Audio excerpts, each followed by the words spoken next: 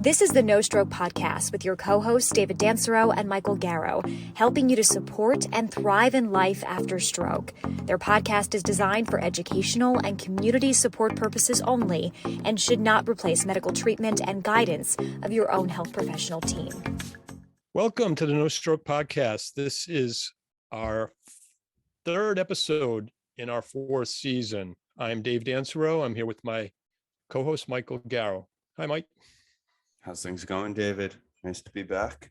Good. Likewise. It's we're heating things up here. We not only is it heating up at where you are in New York, you get that afternoon. Well, you got that. What is that?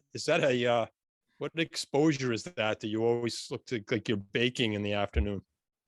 Western. West, yeah. So yeah, it's tough. Life. The views of Manhattan, just get a little glary at around 4 o'clock in the afternoon. So you have to squint to kind of see the skyline. It's tough. All that we're missing is we would love a balcony. Don't have the balcony, but you know what? That's why we're working. That's why we hustle. That it could be, it's a goal of ours. One day, have a little balcony that we could sit out and see the views.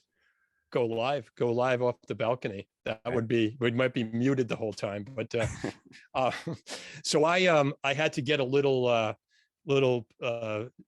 not a full deep chill before this one to kind of get ready for this episode, but I did have to do a quick dip in the pool, just cold dip in the pool in between things to kind of get ready to rock and roll here. But we have a guest. We've been not only heating up with the weather-wise, but we've been getting back in our cadence of our regular rhythm of our podcast, and so that feels good as well. You're getting the groove back on. It's in summer months, I mean, it is tough to schedule, through the summer, a lot of vacations and everything, but yeah, we've been lucky. And yeah, have a good one today. Henry Hoffman, CEO, founder of Saebo-Therapy.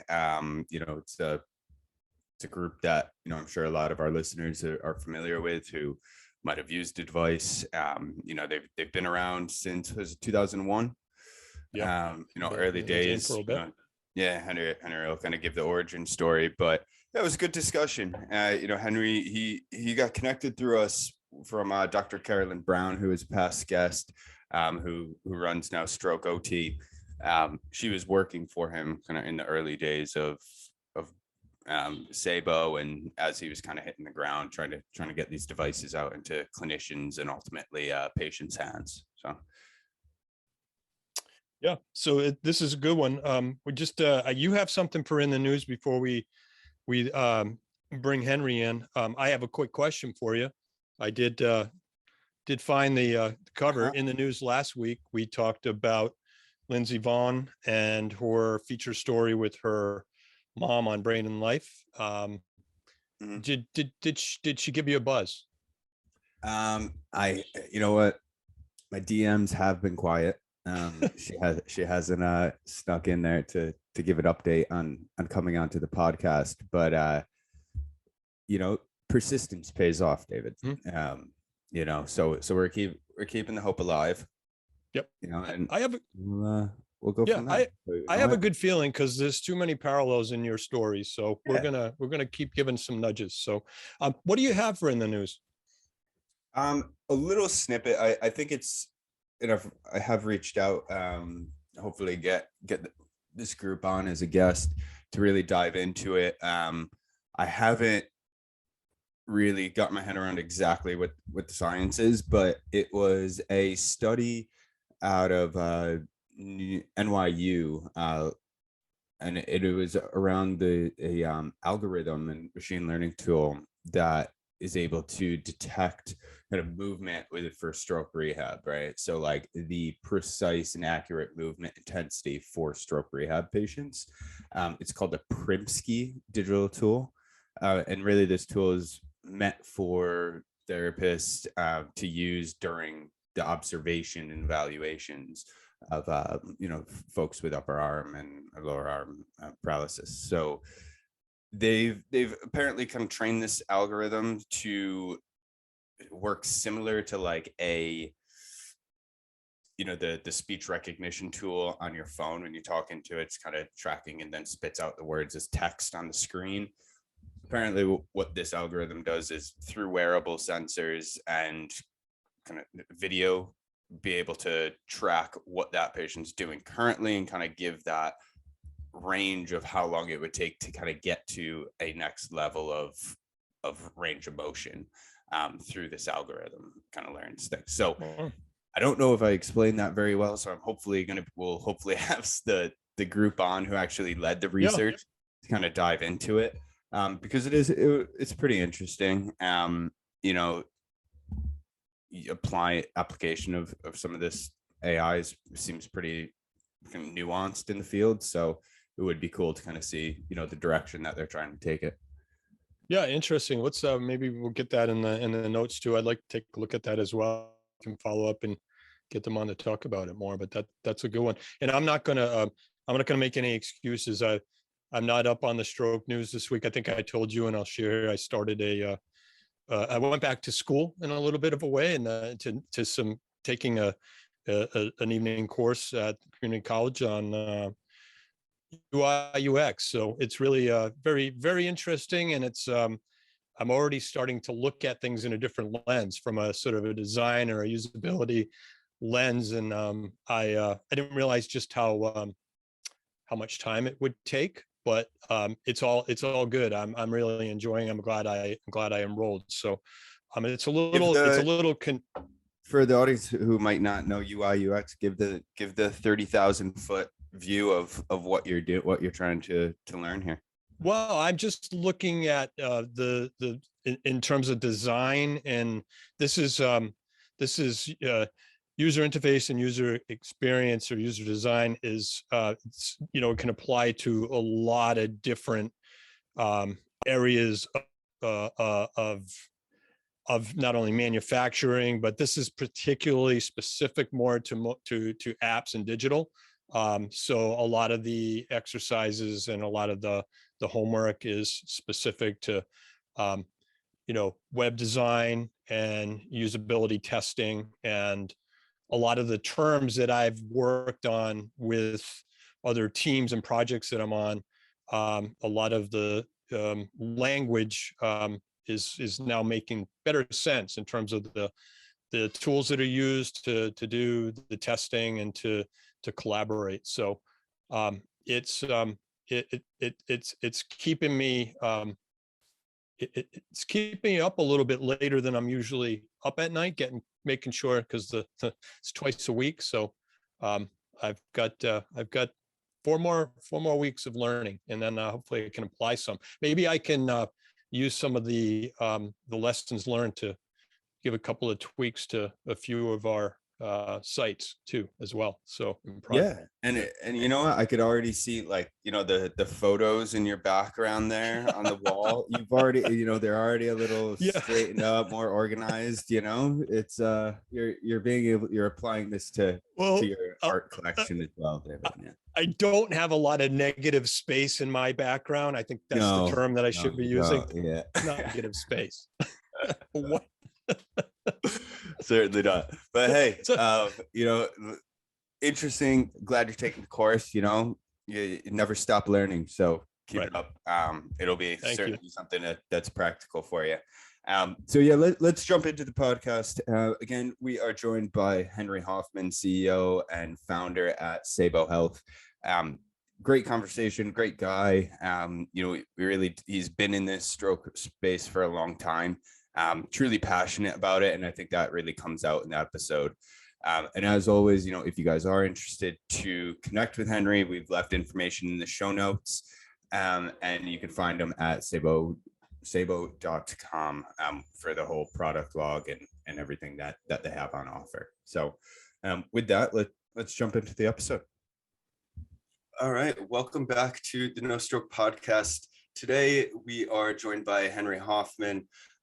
Henry, we got introduced through mutual friend, one of your old colleagues and a past guest of ours on the No Stroke Podcast, now Dr. Carolyn Brown. So Carolyn is doing some great work in the, she's a occupational therapist by background, and we'll dig into kind of how you two got connected here shortly.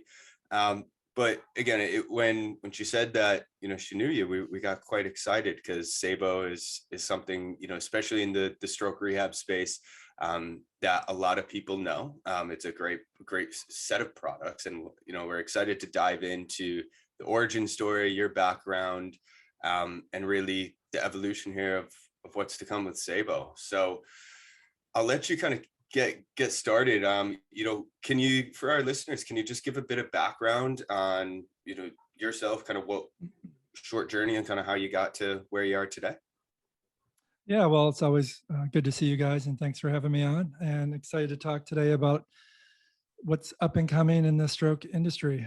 So I'm an occupational therapist, and Carolyn, I've known Carolyn for probably almost 20 years now. After graduating from Duval College in Buffalo, New York, I made my way to Burke Rehab Hospital in White Plains, not too far from you guys.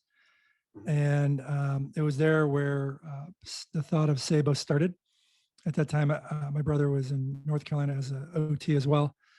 And it all started with a device called the Saebo Glide, which is a vertical pole gliding exercise device that you work on for shoulder strengthening. A mother came in with her hemiplegic cerebral palsy 16-year-old son wanting to participate in canoeing. And the problem was his hand could not stay on the oar. So they wanted, as OTs, we adapt and we modify and we create ways to be independent. I took the oar, modified a thermoplastic sleeve that went around the oar, and then that took a water glove, sewed Velcro on one side, hook on the sleeve, and the hand was stuck on the oar. It would just glide up and down, so the boy could participate in rowing a boat, which was great. We accomplished the goal, and that oar was sitting in the corner of the room, and I was treating a stroke survivor. And I noticed she, at the time, had proximal weakness. I said to her, do me a favor, humor me and put this oar in between your legs. And as we're lying down, she kind of gave me a strange look. I said, trust me here, we're going somewhere with this. And she actually grabbed onto the gliding sleeve with that water glove, which was holding her hand for control. And she did great proximal smooth movements. And that's when the light bulb, this is 2001, the light bulb went off. Wow. Because back in 2001, we had nothing for stroke rehab. We had Easton maybe, not consistently. We had a skateboard, a little board on wheels, an arm bike. I think that's pretty much it. And just do some pulleys or something. It was just awful. And so this was a great home program to be. And that's where the Saebo Glide started. So fast forward, my brother and I got pretty excited about the opportunity. This was considered drinking money on the weekends to make this thing. So the Saebo Glide was born. The first customer was my hospital, Burke Rehab Hospital. They bought like 12 for a fitness class. And the rest is history. Now we're 20 years later, an international company with over 12, 13, 14 products serving over 1 million survivors. So. Wow, that's what an intro. That is, I'm smiling because as a clinician, you mentioned we didn't have a lot. We, if we have duct tape and we have bands and tubes, we find a way to get those outcomes that the patients want. So, great start to the innovation that sparked that. But if we step back, what motivated Henry to become an OT? Well, that's your brother and you both are in the business, so to speak. So how did that start? Yep. It all started with my dad's poker buddy, to be honest with you. I was a sophomore in high school, and every Tuesday he had 8 or 9 guys over, or they rotated, and one of the poker buddies had his own therapy clinic. And I was a sophomore in high school, still trying to figure out what the heck I'm gonna do with my life. Didn't have the greatest grades, got in trouble a lot, kept challenging everybody. It was frustrating my parents. And which I think that came to help me in the future. But his friend volunteered to have me come over and watch him for 3 Saturdays. And I fell in love. I fell in love with the process, fell in love with him helping people, fell in love with how easy it was to complete your day. You weren't bored. It's not like you're sitting at a cubicle. So I knew right there, this is what I want to do. I want to help people. I want to solve their problems. And it kind of felt good because my mom, when I grew up, she was diagnosed with ovarian cancer. So for years, we tried to solve her issues and we couldn't. And maybe there was some ability there to have a bit more control over that and helping people put a smile on their face. And that's how it started. So after volunteering, I did more volunteering at the local hospital, applied for different schools, and that's how the ball got rolling. Interesting. And you were fortunate to be at Burke. From my understanding, it's one of the largest rehab centers, in the country. So during your time there, obviously they were the first ones to kind of give you that opportunity to bring this device in. What was it for, like, what was the biggest hurdle for you at that stage, when you were kind of at the beginning of saying, all right, this could be something, and then you had your first buy-in? Like, walk us through some of the early stages of Saebo. Yeah, so this is before any of the other products. If we just stick with the Saebo Glide, which was really the start of everything. Go to work in the morning, get home at 3:30, go into the basement and figure out a business model for the Saebo Glide, right up until like 9-10 at night. Writing a patent, never even knew what a patent was, how it worked. There wasn't YouTube videos at that point. This is 2001 AOL dial-up, right? So you just go to the uspto.gov website and look at the FAQs, and then look at samples of what other products were similar to ours, and start figuring out how to write claims and descriptions. So I spent a lot of time with my brother perfecting the product, writing the patent, coming up with flyers, brochures, and then how the heck is anyone even going to know that this thing exists? Because pre-internet, it's pretty much get in a car and drive everywhere, right? Well, the internet started coming around. It was 2001, so people used it. So I was able to get addresses for all the rehab catalogs, hospitals, anyone that deals with stroke, and then sent them a brochure. And that's how it kind of started. But the transition was crazy when we created the second product, which is now known as the SaeboFlex. I was still working at Burke. My brother was still at his job in North Carolina. And we were trying to solve a bigger problem. Now, I'm glad we had the Saebo Glide because that focused on shoulder and elbow exercises for stroke survivors. That was very progressive. So usually back then, when you discharged your patient, you gave them a program at their current level. And you said, good luck, have a good life. Here's the program for you. Well, they're going to plateau in 2 months as if they really do a good job. And you never told them what to do next. So the Saebo Glide kind of answered that. It told them how to keep progressing. So, but the big struggle was the hand. How can we get the hand back? Now, these stroke survivors who came in, okay, fine, we're working on shoulder, working on hand or elbow, but they can't open their hand. And this is the same time constraint-induced movement therapy became extremely popular. So for the audience, that's when you would restrain your healthy side in a cast or a sling and force you to use your affected side for 6 hours a day is the traditional that Dr. Wolf did.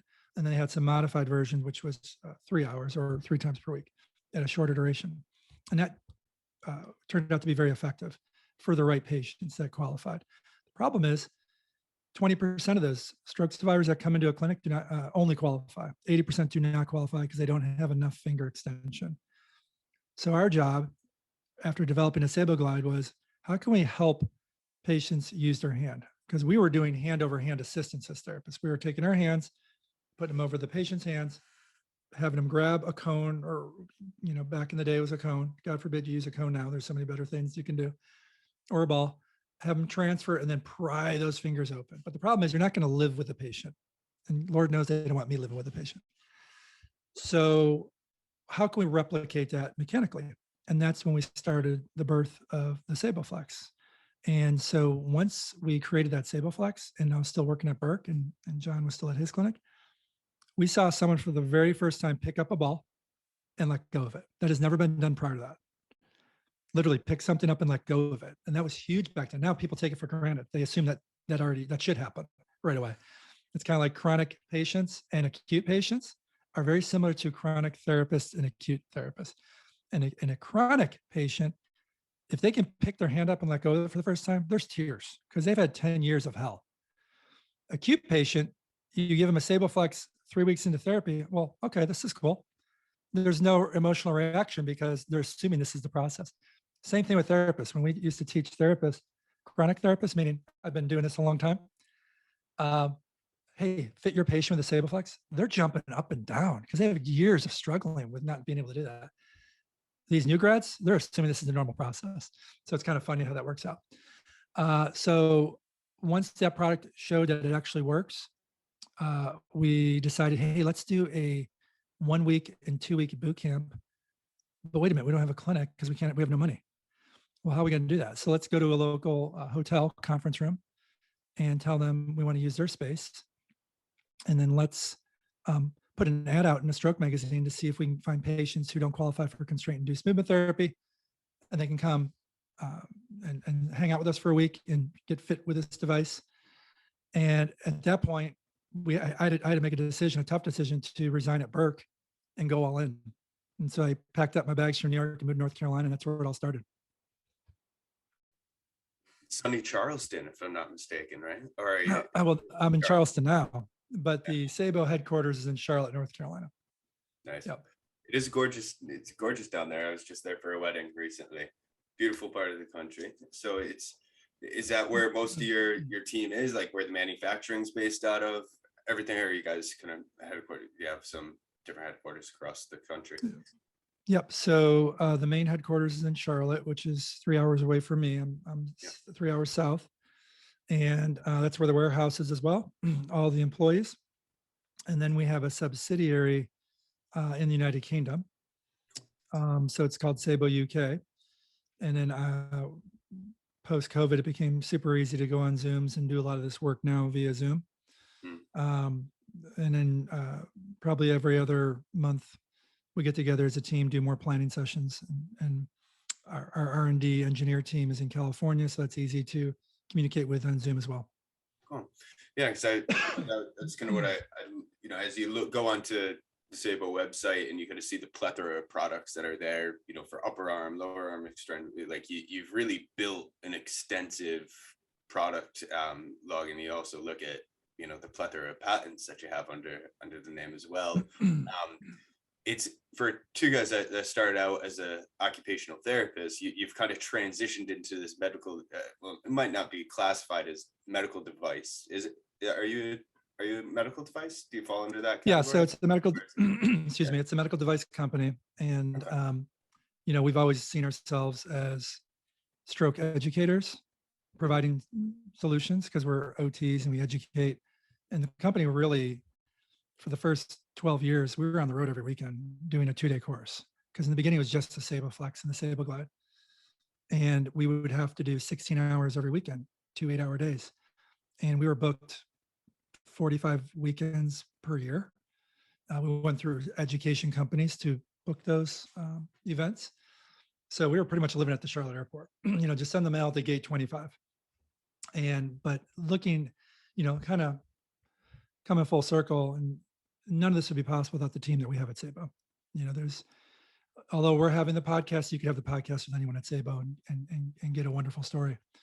We've grown over the years and brought on some really important people to help make the difference. And it's the frontliners, the ones that are having those conversations directly with the therapists and patients, is what makes Saebo move. And so I'm very proud of the whole team and looking forward to the years to come.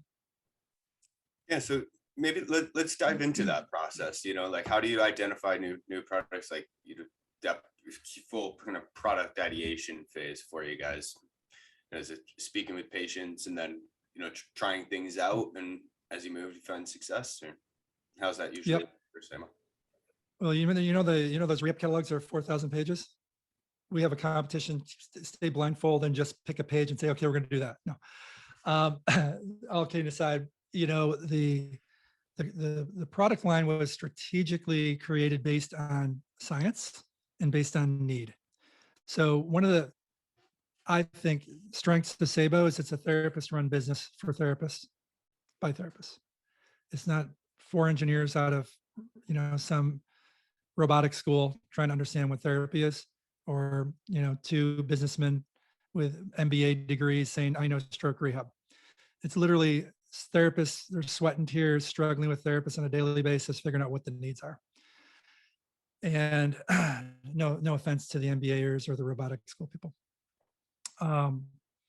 So as we looked at the what's missing, we went right to research, and I used, obviously we all do PubMed, we do EBRSR, which is the evidence-based review stroke research from Dr. Teasel out of Canada. And we can really categorize what's most beneficial. Can a patient use it independently without a therapist? That would be a sweet spot. And then the ultimate sweet spot is it affordable?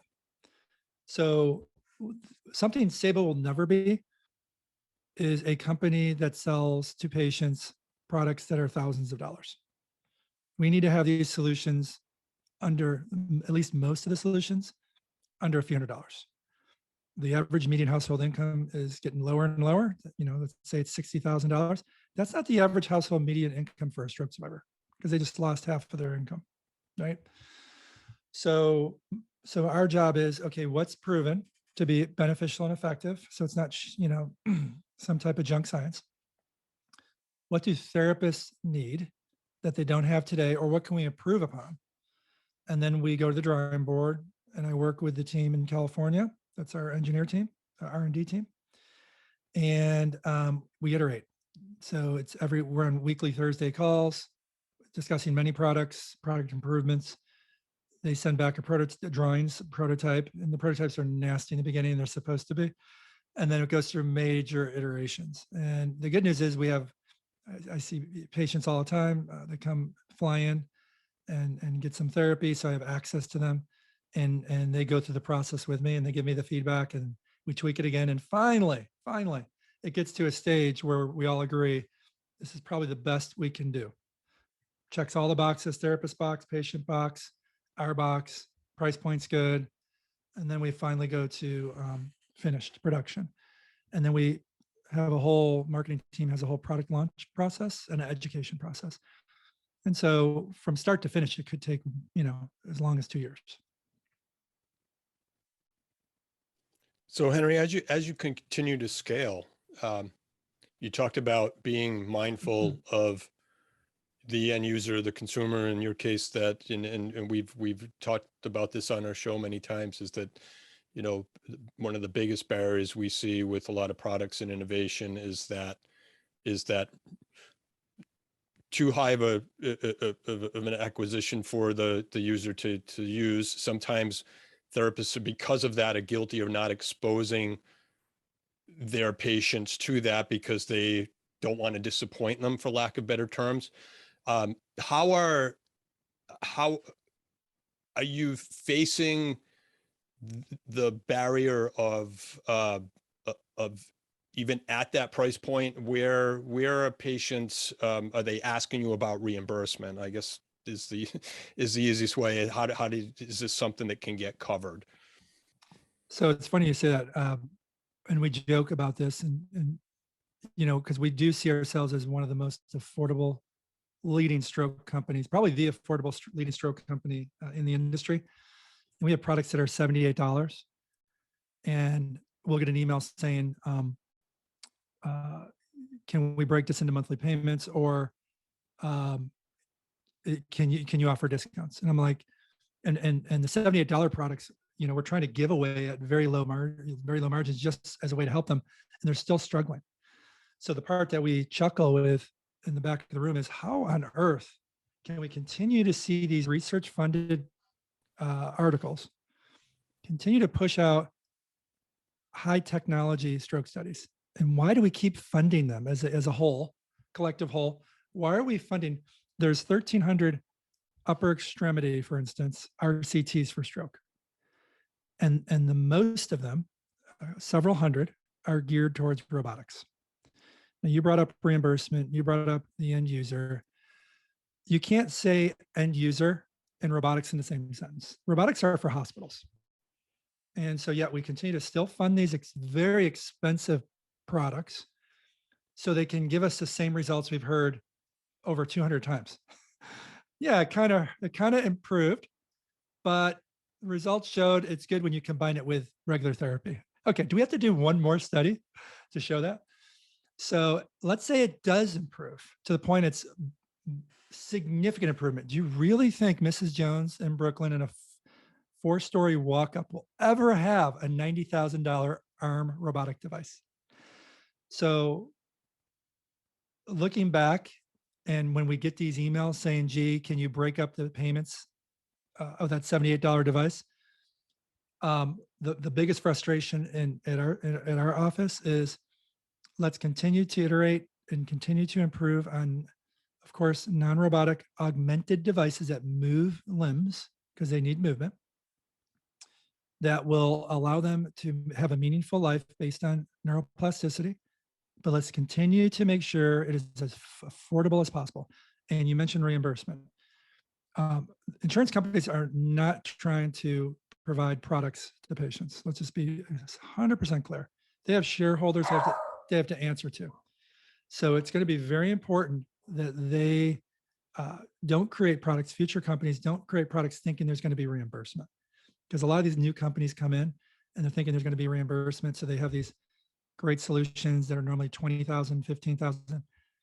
It's not going to happen. It's not going to happen. So we're just going to stick in our lane. Our lane is not reimbursed, very affordable Amazon style transactions with wonderful support. That's the goal at Saebo. Sometimes we do good at that. Sometimes we fail. We try to improve. Yeah, it's an unfortunate, space that really insurance companies don't have any interest to reimburse this, because what the research shows is that it works, right? And you'd think, all right, we want the best for the patient, but at the end of the day, what you've created is that best solution, at a good price point as well. And going through your website, like you've really created, you're trying to, like, from my eyes, kind of create this holistic experience, right? You have different webinars, you bring in, experts to talk on, stroke related topics for education, both for the patient, but also you educate the clinicians as well. So you're really growing a big, what I look at as like a community, right? You're trying to build these people around you. As CEO, like, what's some of your next steps? Like, where do you see the evolution of Saebo kind of trying to go in terms of that? You've built this world-class product, you're a leader in the stroke space. What more do you have to do? Yeah. So there's sadly, what keeps us up at night is the fact that we don't reach enough people. They get lost in the system. And excuse me. And so, yes, you can have a really good program and a great portfolio of products. That doesn't necessarily mean patients are actually aware of those and they know they exist.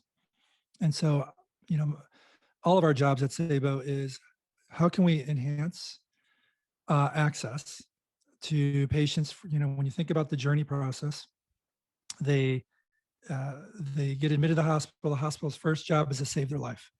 And for the most part, they do. They save their life, and during that hyperacute stage, job well done. Then they transition to the acute stage, and they're trying to get stable. Right? Their brain is swollen. They're trying to get stable and heal up. Gentle therapy has started, and then as they transition to the inpatient rehab stage, more often than not, you hear stories about how the patient wasn't really onboarded correctly. Let's use that word. Other companies do a great job onboarding customers, explaining what their experience is going to be and what the expectations are. A lot of these patients are not onboarded correctly from the standpoint, they don't know what their 30, 60, 90, 120-day plan is. No one's told them what recovery stage they're currently at and what their expectations are based on each stage. And I'll use Signe Brunstrom, the wonderful Swedish physio who created the Brunstrom stages. Let me know I'm at Brunstrom 2, and what the heck does that mean? And how do I get to Brunstrom 3? What's my goal? And so I think we're still lacking in the communication process, the education process, and the resource process. I jokingly liken it to the, AAA. We all use AAA. Maybe, some still use it today. Used it a heck back in the day. Remember triptychs? right? You go into the office and you sit down, and they take out that highlighter with that nice little binder, and they tell you where are the gas stations. They highlight all the way to Florida from Buffalo. Well, I feel like we need to be AAA for our stroke patients. We need to be able to, give them the triptych. What is their road to recovery? What pit stops are they going to have? How do we fill up their tank, right? So I think that's lacking immensely, and that's part of Saebo's job in the future. Our job is not only to iterate, create new products, bring on improvements to the existing products, but also build that community for patients, therapists, and families. Yeah, and you both mentioned the community component, and I think that perhaps in the future is definitely going to be the key. There are many, maybe we can talk about the message about how you're getting that out there. But I like the one of the initiatives you and your team are doing with your podcast, and it's called No Plateau. And some of that education, and like what we're doing here with our podcast, is to help share patient experiences as well. Because if the training or the awareness that a affordable product exists is maybe escaping the opportunity that if it doesn't happen in the clinic, there are new mediums that can hopefully build that community, so someone can say, well, have you tried this? And in some of the work Mike and I do, we get some of our biggest gems from the survivor communities we go in and we speak with. So can you talk a little bit about what's maybe coming next in regard to how you are expanding your community? Are things that you can share, or is that undercover right now? Well, a lot of it is undercover, but it's no surprise to everybody. The key pillars are going to be better onboarding for patients and families early in the process. A lot of resources for patients. Again, I use the AAA example. I mean, think about all the resources you get as a AAA member.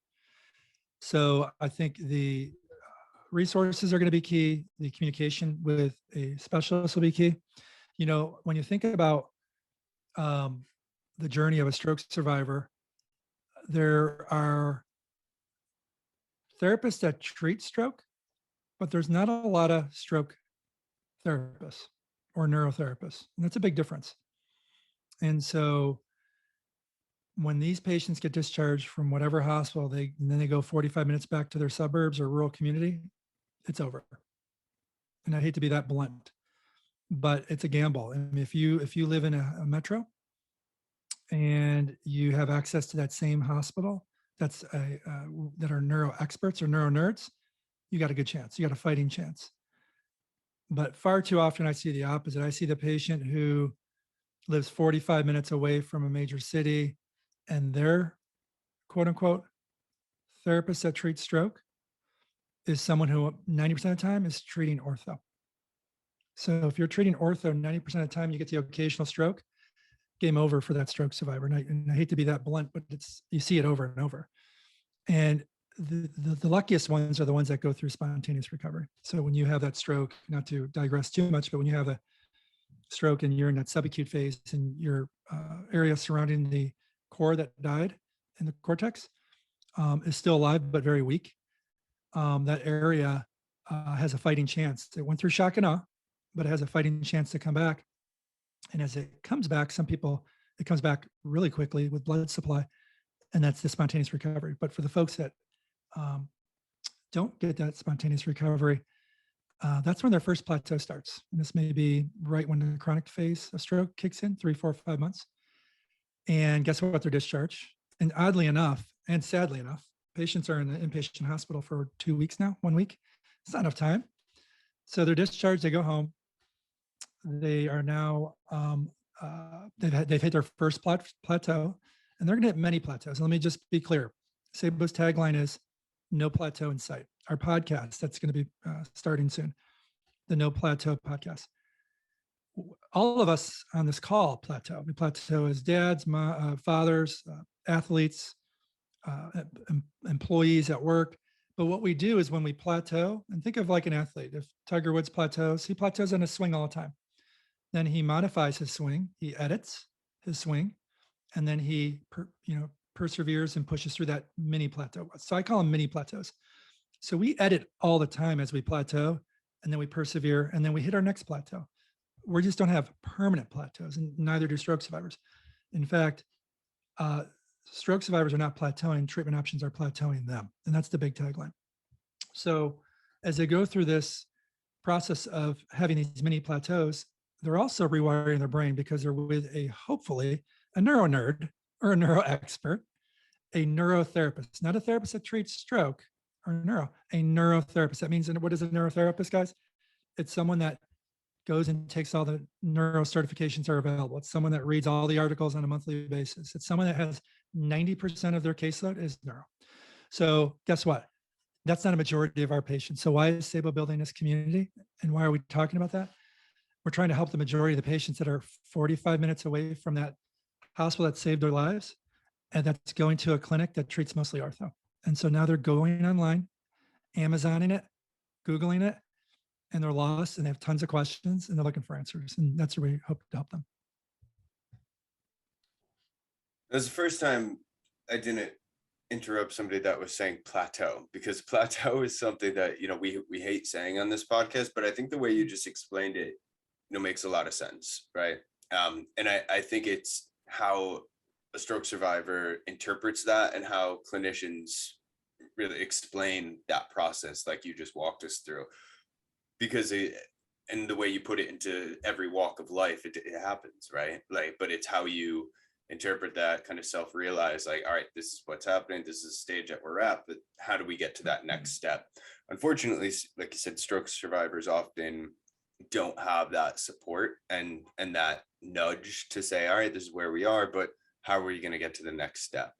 But I'd be interested in, as you've been in this space for a couple decades now, how have you seen the patient, the stroke survivors' demands for this type of service, and really even the change now over the last couple of years through the pandemic, where if you were 45 minutes away from a hospital, you really didn't have access, but all of a sudden now telehealth becomes, something that's really possible. And as much as we could get into the weeds around, delivering OT or PT through telehealth, it's more so just that connection, right? Speaking with a coach, speaking with, someone who could kind of help nudge through the process. What have you seen, I guess, in the last couple of months or years in terms of this patient engagement and expectations that some of the stroke survivors are now coming with? Yeah, we joke when I'm with the patients and families. I'm like, we all have these Alexas in our house, or versions of Alexa with Amazon. Why don't we have AI that is just one geared towards stroke? Okay. Instead of Alexa, call it whatever. What is spasticity? And she gives you an answer. Here's my arm movement. What should I be doing? And it gives you the answer. Or I have shoulder pain. What should I do? I think there's going to be a point. It won't be Saebo because that's not our specialty, but I think there's going to be a point where eventually there's going to be enough artificial intelligence where you could literally have Alexas, if you will, for every pathology, and up-to-date evidence-based Alexas, not the generic version.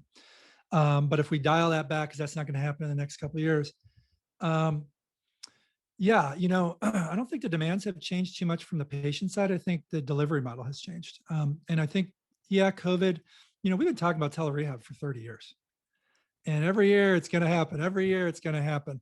Now, where it has happened is more for doctor visits and simple things. If you have a common cold and you want to be stuck in a sick waiting room, here's my $25. Look at me. What pills do I need? Telemedicine works perfect for that. Telemedicine also works great for pediatrics. Maybe it's speech. Maybe it's cognitive impairments.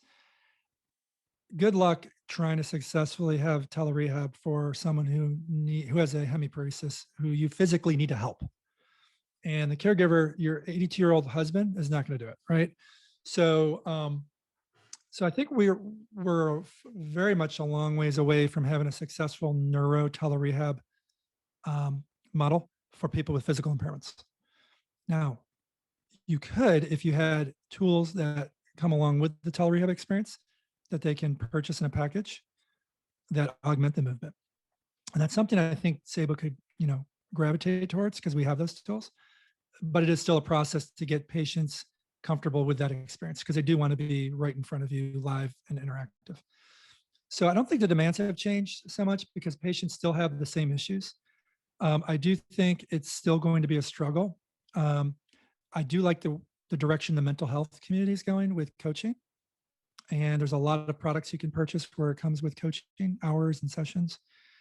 I think there might be some traction there, but still it's low percentage at this point. We still have to prove this out. And the other thing that's becoming, popular is digital therapeutics in general. People like putting a strap on their wrist and watching their hand move on a screen. You got to have the movement, number one, to do that. So I think keeping it affordable and those types of gadgets are great too. But the folks that are not going to benefit the most from all these new gadgets that are on Amazon are ones that can't lift their arm, can't move their leg, because you're going to need more than just a wearable sensor to move your arm or lift your leg. That's not going to lift your arm or move your leg, but it tracks your movement. Okay, well, the arm's not moving, so I don't need to track it. So we're far from coming up with a solution, meaning the industry is far from coming up with a solution that's going to allow a client to go on Amazon, buy these sensors, play these games, and have something move their arms for them. And by the way, it's all under a couple $100s. So maybe that's where the research needs to be spending their investment money towards finding those solutions. Yeah, and you mentioned a really good point in terms of outcomes being determined by zip code and packaging innovation. I mean, we usually end with a magic wand question, but you kind of touched on where you feel this industry needs to go to provide better, affordable solutions and going, really addressing that chronic stroke that you mentioned at the beginning. But if you did have that magic wand for the innovation part, is it, what I'm hearing is is there a need for sort of a marketplace that would have all those tools? Let's say with Mike's question about the telerehab and the ability to coach, I agree. The video alone, I see that as the gateway to be able to get the face time, and the technology and the tools that maybe work in the background as the ability to augment that experience. Do you feel like we're going in the right direction with where there's these new codes that are coming in the pipeline that we're trying to use in PT and OT, these remote therapeutic monitoring? Do you see that as maybe fostering this better long-term care to address chronic stroke? Yeah, so if we can answer that in buckets. If the stroke survivor is super high level and has minor impairments, telerehab can be very effective for them because you can sit down on Zoom and do fine motor exercises, and I don't need to manually assist. Now, if you say no, the patient's completely flaccid, Brunstrom 1, Brunstrom 2, Brunstrom 3, meaning to the audience, flaccid or spastic and can't initiate any movement, telerehab is not going to be successful for physical issues. Cognitive, mental health, different story. So I don't think, for the chronic stroke survivor, which means they don't qualify for constraint-induced movement therapy, it's the 80% that don't have finger extension.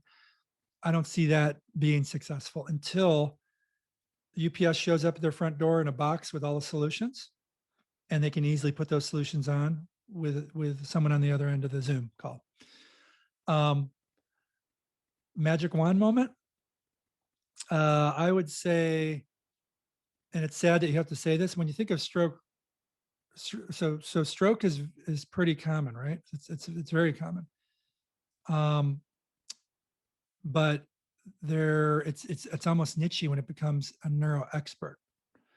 if you take hip surgery, knee replacement, pulmonary disease, cardiac, a general PT and OT can easily handle that and follow the protocol.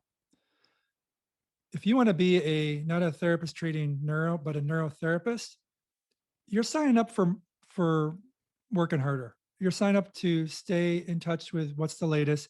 You're signing up for a lot of bad days. You're signing up for tears. You're signing up for micro goals, not short-term goals, meaning a twitch of a toe, a flicker of the thumb, a little upper trap. Yay, let's celebrate those small victories. That is a different breed of clinicians. So there's not enough of those.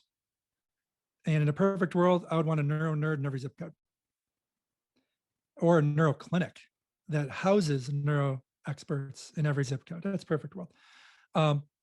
Having intense therapy, this 1 to 2 weeks in an inpatient rehab facility is comical, fraudulent, silly.